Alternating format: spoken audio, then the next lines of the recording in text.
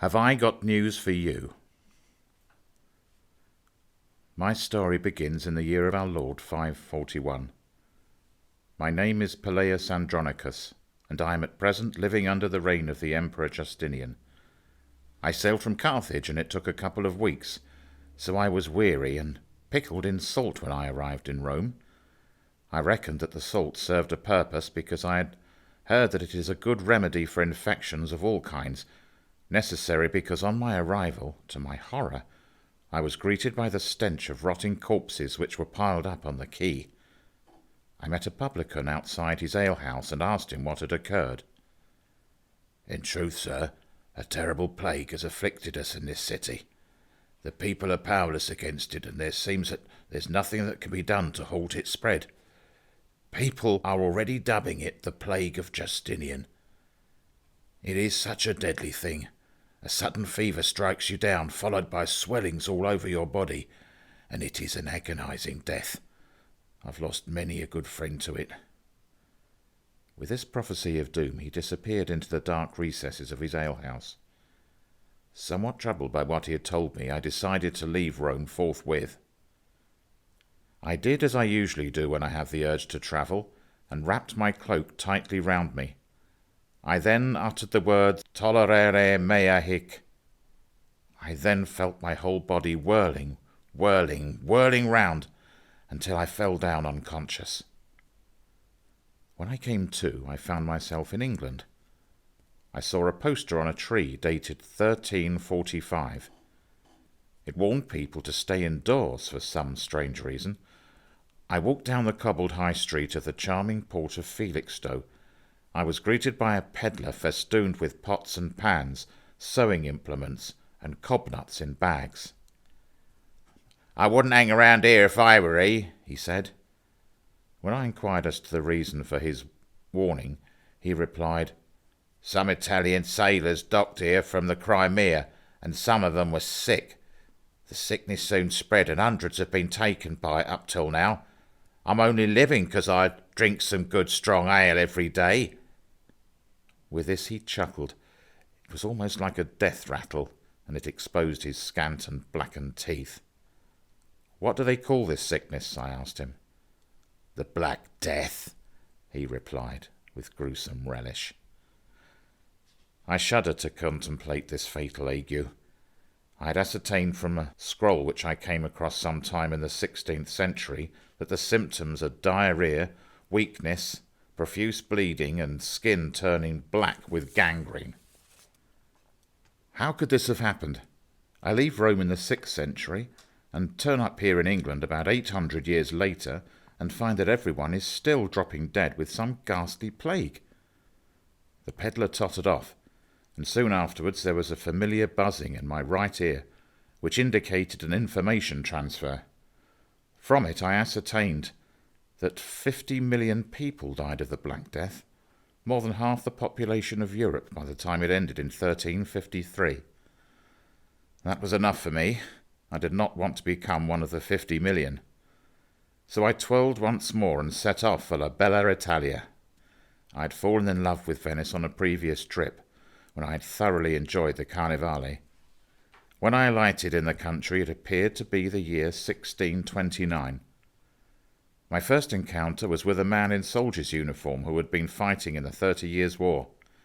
He told me that on this occasion the problem had started with a quarrel in Germany between Roman Catholics and Protestants. The whole thing blew up out of proportion, and many countries had become involved. 8 million people died in battle, and the inevitable disease began to spread through war-torn Europe. Bubonic plague swept into large cities such as Mantua, Verona, and Milan. Now, I adore the Italian red wine, bread, and olives, and Venice is miraculously beautiful, so I decided to head for there. It puzzled me that 2 islands and a nearby lagoon were surrounded by soldiers and guarded carefully. When I sought clarification from a passing stranger sporting a cat face mask, I learned that plague victims had been banished to the islands. I couldn't believe it.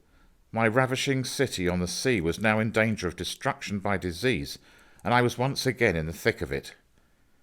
I was later to discover that Venice lost nearly a third of its population, and never fully recovered its former vivacity. Time to move on, I thought. Why not try London, a fascinating city of commerce and entertainment, surrounded by fields and countryside? It appealed greatly. I fetched up in 1665 within the suburb of St. Giles in the Fields. The air was fresh and clean. I took a deep breath. What arrested my gaze was a coffin being wheeled along the high street, followed by mourners. I doffed my hat in respect to the deceased, and as the group passed me, I heard someone mutter, "The powers that be in the city have told people to stay in their dwellings if they be infected, and a red cross is to be painted on their doors." "Oh yes, that's right. Those filthy slums in the city are breeding grounds for all that's evil," his companion replied. Enough said. I knew that London would not be salubrious, so with an accustomed flick of my cloak my journey proceeded. My destination was La Belle France for a change, Marseille to be precise. I had hooked up with a handsome young gambler of dark complexion a few years ago, and I yearned to see him again. The year was now 1720. On my arrival I witnessed the docking of a fine merchant ship called the Grand Saint Antoine, which had picked up passengers along the way, including from countries in the Middle East. A port official told me that the ship had been quarantined because some of the passengers had fallen ill during the voyage. I felt a little concerned, but grew more so when I spied a fat, pompous man, who turned out to be both the city's mayor and the owner of the vessel, addressing a health official who was down on the quay overseeing the quarantine. The ship owner was persuasively encouraging the port authority to allow him to unload his cargo. Obviously he did not want to lose any of the money he had invested. As I wandered in search of an eating house in which I could purchase a plate of moules marinières for my lunch, I spotted a rat scampering ahead of me, up to no good, I was sure. After a few days in lodgings, I had failed to trace my gambling companion, but I had witnessed convicts who had been let out of prison on licence in order to clear corpses from the streets. Yet again my plan had not come to fruition. This was too much. What did it matter to me that for the following 2 years this wretched plague spread to the south of France, ending the lives of 100,000 people?